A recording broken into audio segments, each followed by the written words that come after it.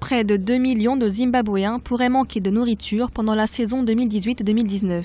Une crise alimentaire qui concerne 28% de la population rurale, selon l'ONU, des familles pauvres qui vivent dans les zones les plus sèches du pays.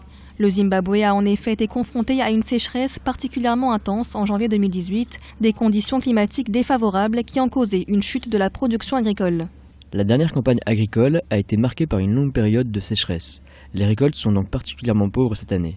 Il faut ajouter le fait que 80% du Zimbabwe repose sur l'agriculture pluviale, ce qui signifie qu'en absence de pluie, les conséquences sont énormes. Le Programme alimentaire mondial des Nations Unies prévoit de fournir une aide d'urgence de 61 millions d'euros à plus d'1 million de Zimbabwéens menacés de pénurie alimentaire dans le pays, plongé dans une grave crise économique et financière, depuis notamment la politique d'expropriation des fermiers blancs de l'ancien président Robert Mugabe dans les années 2000. Il faut d'abord noter que le Zimbabwe avait été très fragilisé par les mesures prises par l'ancien président.